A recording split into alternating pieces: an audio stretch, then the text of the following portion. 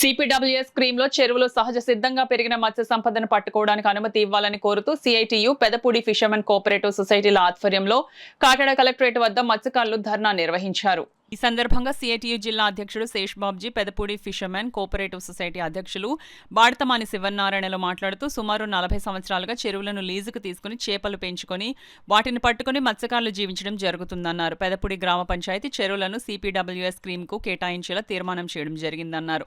దానివల్ల మత్స్యకారులు తీవ్రంగా నష్టపోతున్నారని ఆవేదన వ్యక్తం చేశారు. ఇదే విషయంపై రాష్ట్ర ముఖ్యమంత్రి చంద్రబాబు నాయుడు, అనపర్తి ఎమ్మెల్యే నల్లమిల్లి రామకృష్ణారెడ్డిలకు వినతి పత్రాలు ఇవ్వడం జరిగిందన్నారు. తమకు న్యాయం చేయాలని, లేని పక్షంలో ఉద్యమాన్ని మరింత తీవ్రతరం చేస్తామని తెలిపారు.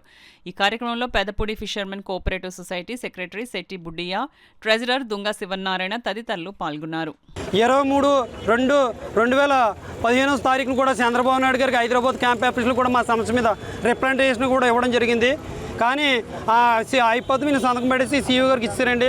అప్పటి నుంచి కూడా అయిపోద్ది అనుకున్నాం కానీ ఏ విధమైన న్యాయం జరగలేదు. అదేవిధంగా మా ఎమ్మెల్యే నల్లమిల్లి రామకృష్ణారెడ్డి గారికి కూడా గతంలో వెళ్ళి కోరామండి.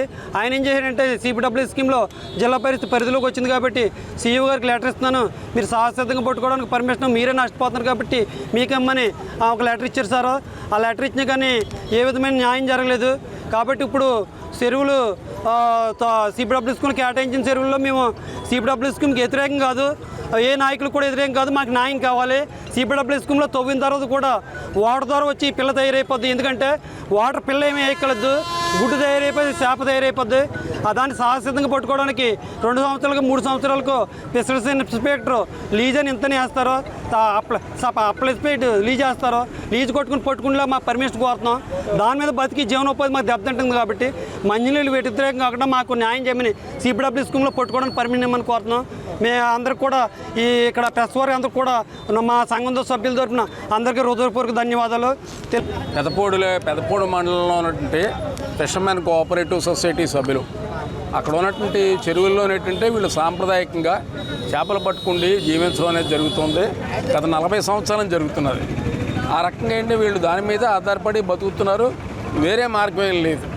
ఇప్పుడు ఏంటంటే ఆ చెరువుల్ని సిపిడబ్ల్యూఎస్ అంటే రూరల్ వాటర్ స్కీమ్ వాళ్ళకి కేటాయించారు. వాళ్ళకి కేటాయించినందువల్ల ఏంటి వీళ్ళ జీవనోపాధికి ఆటంకం వచ్చింది.